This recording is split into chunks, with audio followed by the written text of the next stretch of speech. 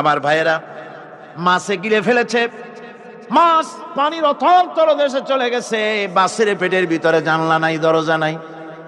হযরত ইউনূস আলাইহিস সালাম লক্ষ্য করলেন, এখন তো আর বাঁচতে পারবো না, মরা ছাড়া পথ নাই।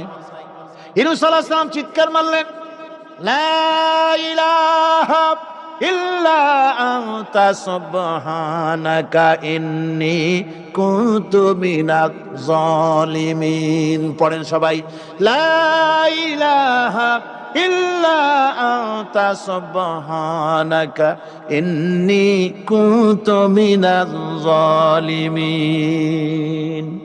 লা ইলাহা ইল্লা আনতা, আল্লাহ তুমি ছাড়া কেউ নাই, তুমি ছাড়া কেউ নাই, কোন ইলাহ নাই, মাবুদ নাই। আমি তোমার পবিত্রতা ঘোষণা করছি, তুমি দয়া করে আমাকে বাঁচাও, আমি আমার নিজের উপর জুলম করেছি। আমার বন্ধুগণ, এত বড় মারাত্মক বিপদের ভিতরে ইউনূস আলাইহিস সালাম যখন চিৎকার মারলেন, পানির ভিতরে বসে, মাছের পেটের ভিতরে বসে, আল্লাহ রাব্বুল আলামিন চুপ করে থাকলেন না, সঙ্গে সঙ্গে রব্বুল আলামিন জবাব দিয়া দিলেন, فاستجبنا له ونجيناه من الغم وكذلك ننجي المؤمنين।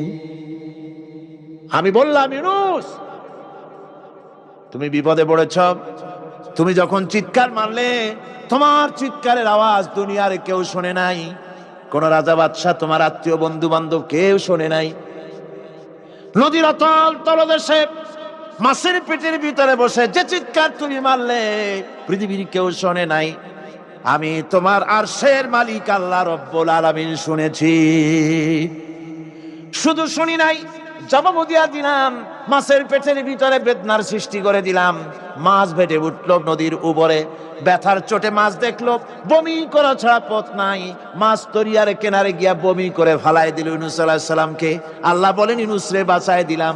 ও পৃথিবীর মুমিনেরা, শুধু ইউনূসকে নয়, পৃথিবীর মুমিন বান্দারা যখন বিপদে পড়বে আর আমার কাছে যদি তারা প্রার্থনা করে, আমার কাছে সাহায্য চাই, ওয়া কাযালিকা নুজিল মুমিনিন, এইভাবে করে আমি মুমিনদেরকেও বিপদ থেকে বাঁচাইয়া দিব।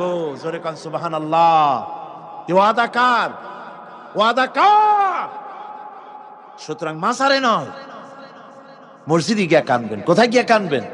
কোথায়? মসজিদে গিয়া কাঁদবেন।